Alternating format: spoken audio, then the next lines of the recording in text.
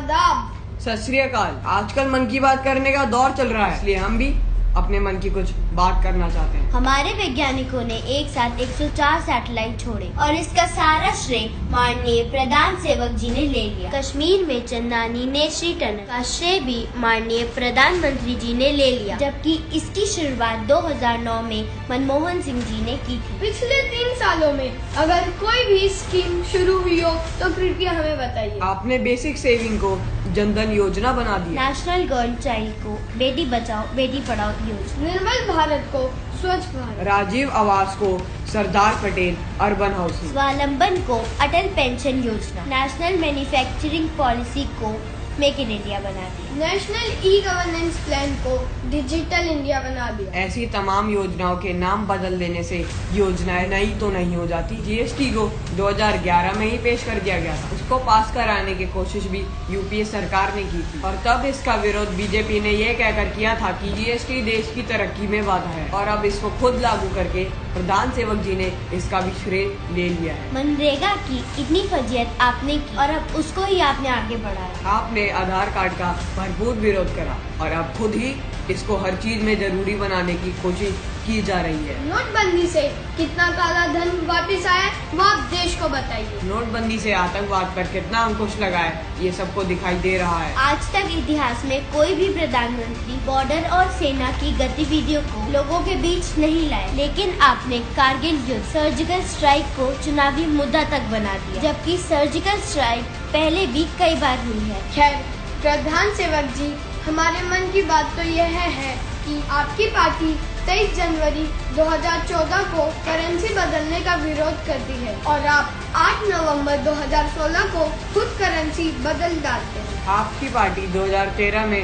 85 रुपए प्रति किलो तुअर दाल बिकने पर पूरे देश में महंगाई का विरोध करती है और आपके शासन में तुअर की दाल 150 से 200 रुपए किलो बिकती है। आपकी पार्टी गोवंश हत्या का विरोध करती है, जबकि आपके सत्ता में आते ही भारत बीफ एक्सपोर्ट में दुनिया का नंबर 1 देश बन जाता है। 2004 से 2014 के बीच आपकी पार्टी रेल किराए में 1 रुपया भी बढ़ाने पर रेल का चक्कर जाम कर देती थी और आपने सत्ता में आते ही 2 साल में रेल किराया लगभग 60 से 70% बढ़ा दिया। निर्भया के समय एक बलात्कार के विरोध में आपकी पार्टी 3 महीने आंदोलन करती है। इन चीजों का विरोध करना ही चाहिए, लेकिन बीजेपी शासन में मध्य प्रदेश में प्रतिदिन 12 और दिल्ली में प्रतिदिन औसतन 7 बलात्कार होने पर आपके कानों में जू तक नहीं रेंगती। यूपीए सरकार ने 125 से $140 प्रति बैरल में अंतर्राष्ट्रीय बाजार से कच्चा तेल खरीद के 70 रुपए लीटर पेट्रोल बेचा और उसके विरोध में बीजेपी बैलगाड़ी मोर्चा निकाल दी, लेकिन आपके शासन में 50 से $60 प्रति बैरल में कच्चा तेल खरीद कर आप 70 रुपए में पेट्रोल बेच रहे हैं। आपकी पार्टी के पूर्व राष्ट्रीय अध्यक्ष बंगारू लक्ष्मण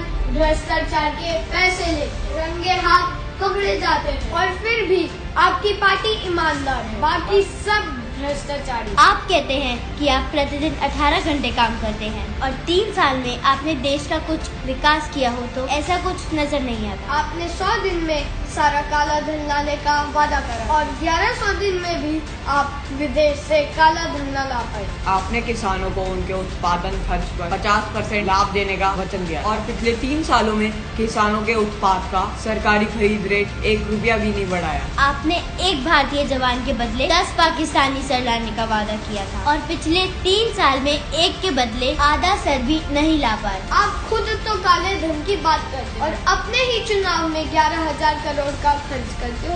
इन सब सवालों के जवाब देश आपसे चाहता है।